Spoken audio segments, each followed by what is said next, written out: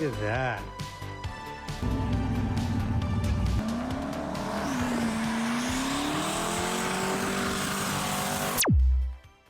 What is up, you guys? You're back here in the garage with me, and yeah, you saw the previous clip that I was taking apart my transmission, so it was a hassle. Alright, you guys, so this pretty much is a brief summary of what happened on the last episode. If you guys haven't watched it, feel free to watch it, you guys. It's quite fun, and there's a bonus clip at the end of the video, which is also pretty cool of me driving my boosted BMW.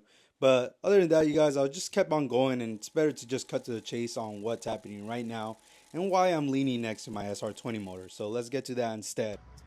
I ended up doing that, popping the bell housing out, send it to MazWorks, and in the meantime, I ordered some parts from MazWorks, and they went ahead and brought me over the rear-wheel drive SR20 mounting plate kit that they have in their store.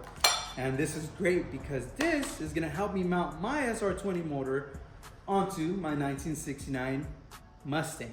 But for now, I'm gonna go ahead and try to mount these onto my block right here. I'm gonna go ahead and remove my turbo manifold and my intake manifold, because I wanna mount these plates without having to squirm around it and having to, you know, tack it when it's in there. I know some people like to leave certain items in place just because, you know, you could check shock tower clearances and see what gets in the way and stuff. But me knowing this used to fit a honking V8, a V-style V8 motor, I'm sure this will fit just fine. Also, the turbo manifold is a cast iron manifold.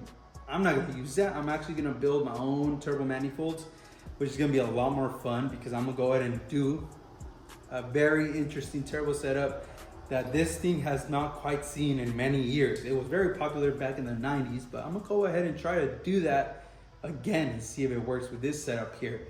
Let's just go ahead and take this motor apart with what I could do. So let's get to it, you guys.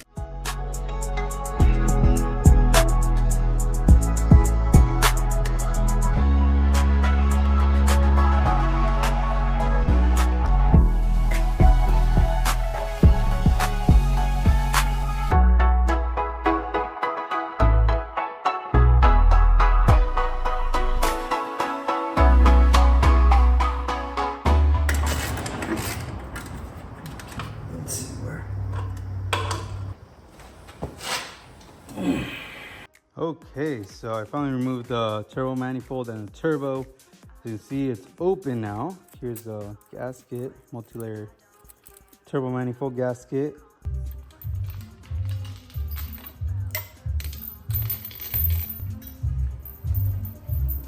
We're gonna go ahead and disassemble this intake manifold. I already done the exhaust side as you've seen in the videos with the turbo kit and everything. So I'm gonna go ahead and do this side, and then from there, I'm gonna just inspect on how everything works with an SR20 motor, because so far taking it apart is quite easy and it's quite fun exploring me having my own first ever 4-banger or 4-cylinder motor, because I've only had V8s all my life pretty much, but this is my first 4-cylinder motor that I'm actually tearing apart. So it's gonna be quite fun. Looks pretty straightforward too. I mean, I'm only working with half the engine of my LS swap BMW, but let's go ahead and get started on this.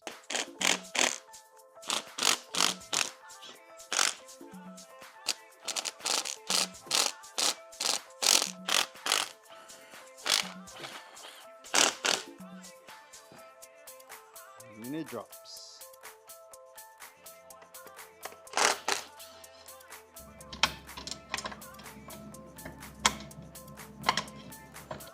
Ain't this a shame? Engineers really didn't think this through. Okay. Let's go. Take manifold out. Did not have to remove the 2-piece. Oh, shit. Oh.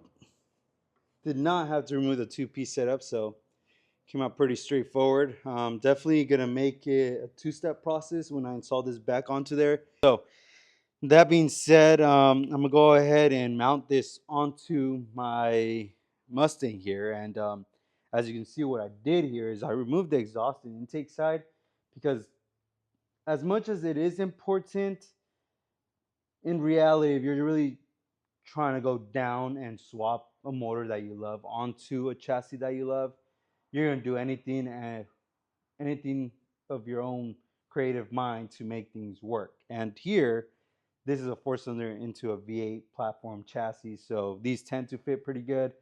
All right, so that pretty much sums up the video, guys. The next step is to pretty much clean up the gunk from my transmission to get it ready to put new seals on there, and also get these things ready to mate and mount on my Mustang. But if you guys really enjoyed the video, you guys, please stay tuned. I have a lot of content going on for this thing. Please like and subscribe. It helps support the channel a lot.